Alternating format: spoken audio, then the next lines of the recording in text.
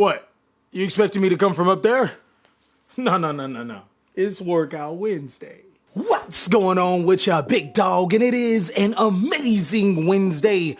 I hope your Wednesday is going amazing. And if it's not, don't let what happened earlier in the day ruin your Workout Wednesday. Speaking of such, walking to the gym has been one of the funnest things ever. Probably the best decision I've ever made from a terrible spot. I actually get to use the Imperium backpack. These are pretty good. And I use the gym backpack for locals. I think both of them are fabulous backpacks. If you want to see where to get them, I'll leave the links down below in the description. But today we did something really special. We did something I haven't done in quite some time. Our workout for today didn't necessarily have it on the schedule, but my coach was squatting 405 pounds. And I looked at it and I'm like, I don't feel like the person that I was. Let me go get it back. So going in cold with no belt, no warm up, no sleeves, nothing whatsoever, I squatted 405, not once, not twice, not threes, not fours, not fives. Actually, 5 times. I squatted it 5 times, dog. I did not know that I actually had the ability to squat at a decent number multiple times, but it felt easy. I guess everything that I've been doing that culminated up to this day, I was preparing for it. Kind of like how you should prepare for this upcoming meta, and that's why I have the side decking counter guide. That's right, so today Uncle Cali is going to hook you up. I'm going to be talking about some really popular and top side deck cards and how specifically you can use them to win you games against some of the top decks. And by top decks, I do mean this fairly loosely. Echo is actually going to help construct a chart which will let you know about the decks like Fluundereeze, Phantom Knight, Tri-Brigade, Outlich, Virtual World, Sword Soul, Invoked, Drytron. I feel like I can name all 150 Pokemon before we start talking about how diverse this meta is. So without further ado, let's 405 to my city so we can start talking about the ultimate side decking counter guide. Come on, dog. It is the chair. This time we gonna have to... Oh, wait.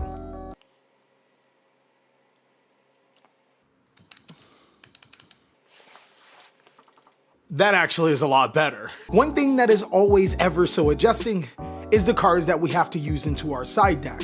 I want to say that this card wasn't necessarily as popular as it was before, but now it's pretty powerful. Evenly Matched is a very good card that came out of Cybernetic CIBR, I don't even remember. But basically what this card does is at the end of the battle phase, if your opponent controls more cards than you can force your opponent to banish cards face down until you and your opponent control the same amount of cards. Now, if Evenly Matched is always face up on the field, then your opponent will always be left with 1 card. But a fun trick with this card is that if you have Destiny Hero Phoenix Enforcer, you can use Phoenix Enforcer to destroy itself and Evenly Matched, and your opponent will have to banish all cards face down. Assuming that those are the only 2 cards on your field. I mean, because I wouldn't use Evenly Matched if I had more cards on the field. Evenly Matched is a card that you should be siding when going second, and its main use is being able to clear your opponent's board, but only if they don't have massive negation on their side of the field. So basically what I'm saying, if your opponent can't negate Evenly Matched or a deck that isn't built to negate Evenly Matched, this card does well against. With that being said, this deck has an amazing matchup. Let me check my notes so I can get every single strategy against decks like Fluundereeze, Phantom Knight, Tri-Brigade, Outlich, and Virtual World. You want to use these cards as soon as possible when you draw these cards. If your opponent opens up with their board, you can go immediately to battle phase, activate Evenly Matched, and simplify the game state. Now, the strategies that this card is fairly neutral against, which means that I'd probably be against siding them just because it does okay where you want your sideboard cards to be stellar,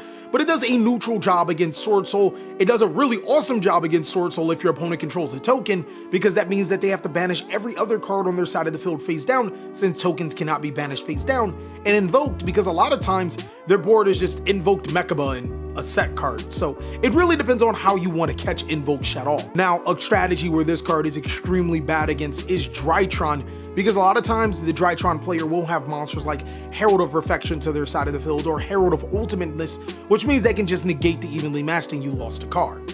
I know the card's name says evenly matched, but this card is completely unfair, especially since it gets around cards that are unaffected by traps. Seeing that your opponent is manually banishing the cards, it's not affecting the card, it's affecting the player. So yeah, this card isn't really so evenly matched if you use it right. So I bet you're wondering, why did I just switch spots? Well, I mean, why don't you watch me on Twitch and YouTube? Speaking of such, I do stream on Monday, Wednesday, Friday on Twitch at 5 p.m. Pacific Standard Time. I really hope to see you there. Also want to point out that this is our first side deck counter guide. I really hope you enjoy. If you think that there's some improvements that could be made, let me know. And if you want a side decking tier list where I can cover even more side deck cards, then go ahead and tell Uncle Gally, big dog. A very popular going second card that just so happens to smash a good amount of decks inside of the format is Drollin Lockbird. Now, Drollin Lockbird came out in Star Strike Blast, maybe? This card is fairly old. I can tell you when this card came out, I'm pretty sure the iPhone 3 was the iPhone to get. One thing I can tell you is that unlimited minutes, oh my God, you were a baller if you had unlimited minutes.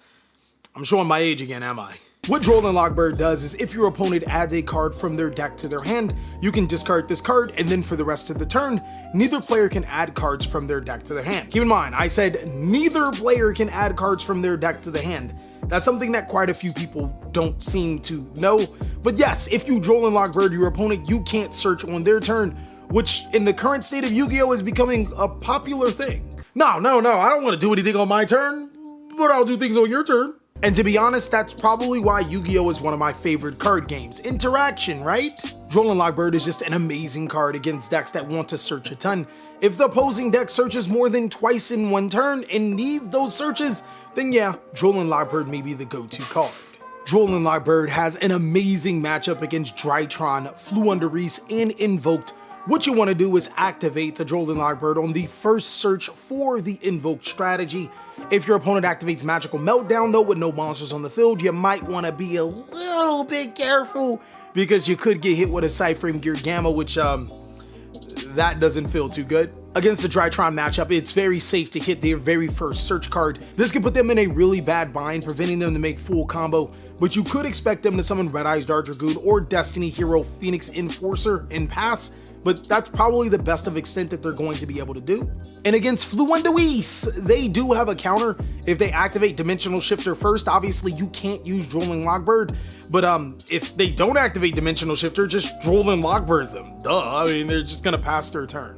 Now, Drollin Lockbird does trade neutral against some decks. Tri-Brigade was once thought of a deck that you cannot Drollin Lockbird, but with the Lyralust strategy being introduced inside of Tri-Brigade, it does search a little bit more, so you have to be cautious on which Tri-Brigade strategy you want to put Droll into your sideboard. And then against Sword Soul, this could be a card that can either devastate them, depending on the variant, or just be laughable.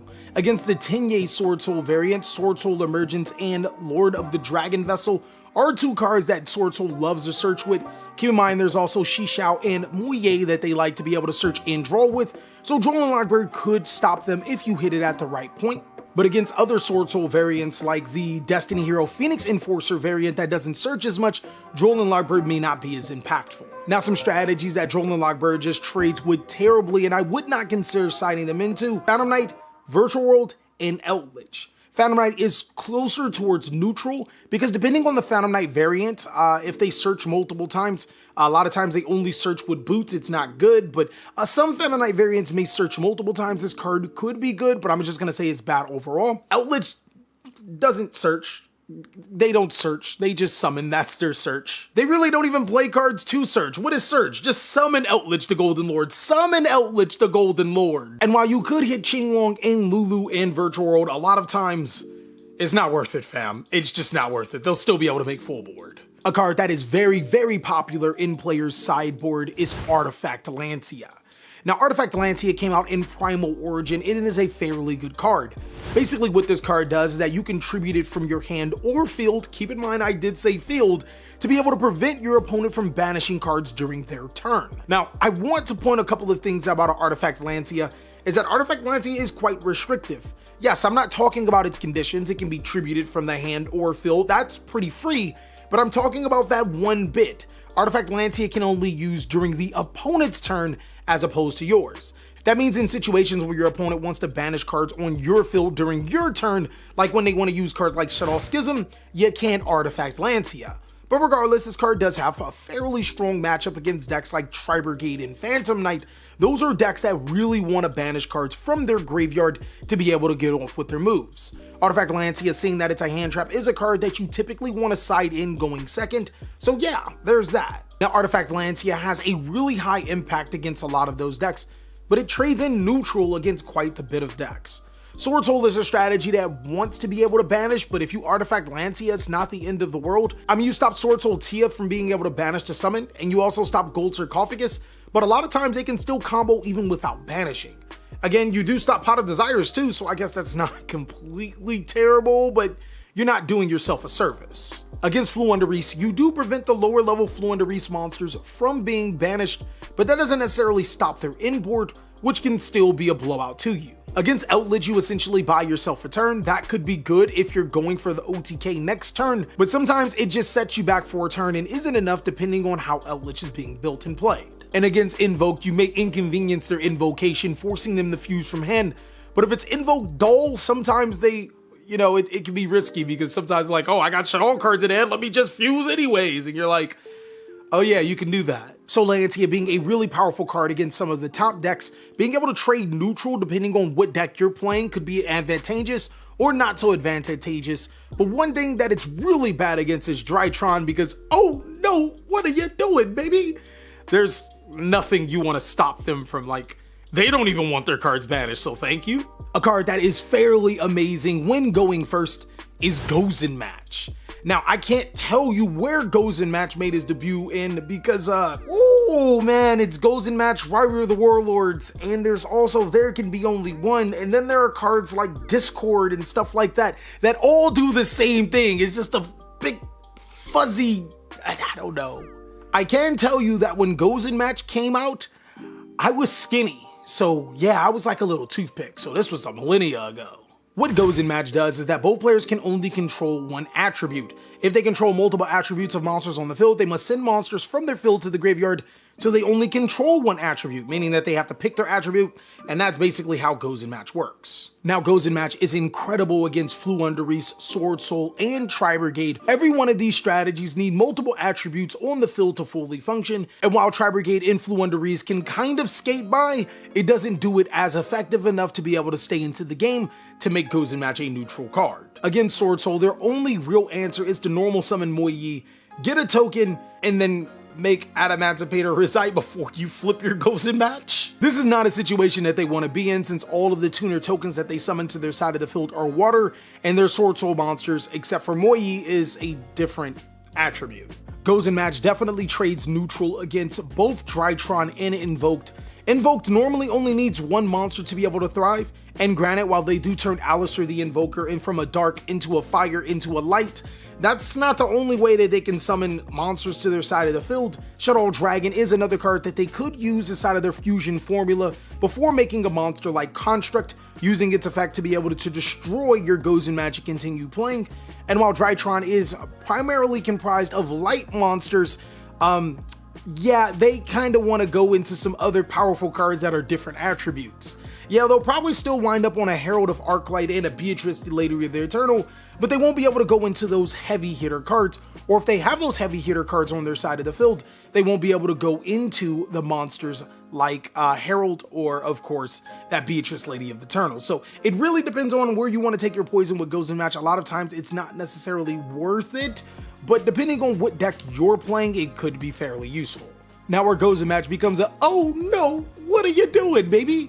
Is against strategies like Phantom Knight and Outledge. These two strategies are, oh man, what are you doing? Outledge only plays light monsters. Phantom Knight pretty much only plays dark monsters. That's gonna be a no for me, boss. Gozen Match is a fairly powerful card when going first and becomes even more potent when you open it. One thing I do want to note is that if you are playing a back row heavy deck, you may want to reconsider about siding in Gozen Match, as your opponent will already be siding cards like Twin Twisters and Lightning Storm against you. So unless you can actually protect the Gozen Match it may not be the best idea because they're already going to see it.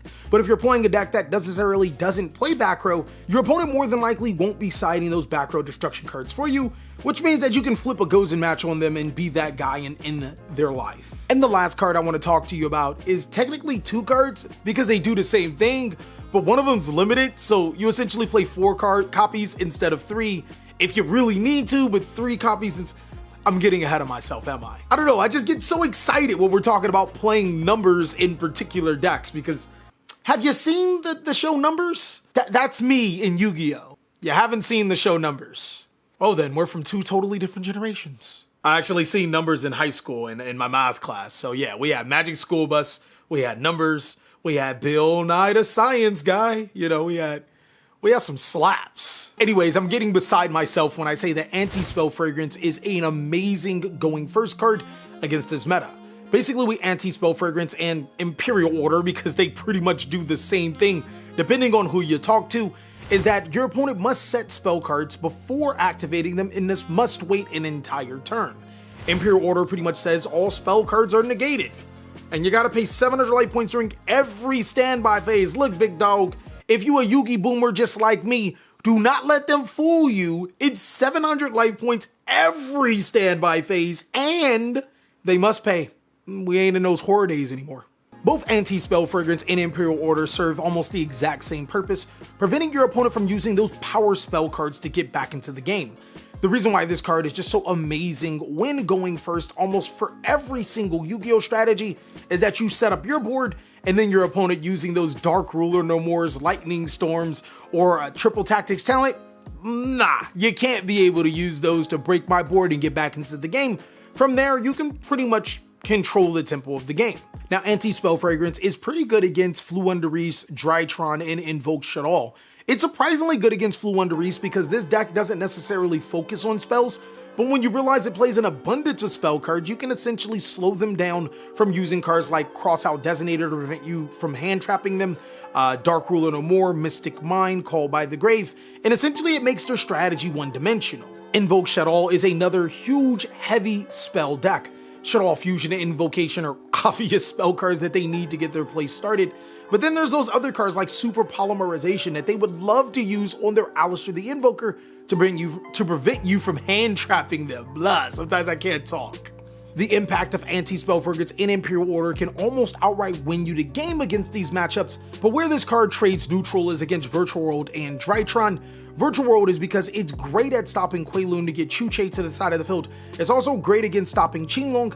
The Virtual World monsters can also still be targets for other Virtual World cards to continue to play. And against Drytron, Appaloosa Bowl of the Goddess is known as an FTK against Drytron. And if you set up with an Imperial Order to stop their Forbidden Droplet, oh, how's Squamata doing? That's definitely going to send them back to the tier form round where they deserve to be. But the problem with that is that it requires multiple cards in order for this to function very well. Now, I will give you Anti-Spell Fragrance and Imperial Order would stop them from using the Ritual spell card or any other spell card, which could slow them down significantly. But if they can summon true Drytron monsters to their side of the field and they're packing a Nightmare Phoenix, back into the game, baby. And it's almost obvious where Anti-Spell Fragrance and Imperial Order would trade bad against. Tri-Brigade, Phantom Knight, and Eldritch are strategies that don't necessarily need spell cards. I mean, Tri-Brigade almost plays 0 spell cards in the deck as it starts off to be. Eldritch is another deck that, what's a spell card? They don't even know how to spell if you play this deck. I'm one of them. I don't know how to spell because I play this deck. That's how many spell cards we don't play. And while Phantom Knight could be a minor inconvenience, it's not an inconvenience enough for them to still go full combo on you and make Breaksword to be able to destroy the card in the process. Well, and that is all that we have for the side deck counter guide. It was really awesome to go through this pilot. Again, if you want to see some different changes to the side deck counter guide, go ahead and let me know. I'm trying to make this as efficient as possible so you can understand some of the top and some really good side deck cards, and of course, so you can improve your game. One thing I want to say, Echo, put the thing, because we stream it on Twitch 5 p.m. Pacific Standard Time, Monday, Wednesday, Friday at 5 p.m. Pacific Standard Time. Of course, I hope to see you there if you want to see more non-PG TheCaliEffect. But if you want to stay to PG TheCaliEffect, go ahead and check out these videos as I'll catch you on the next one.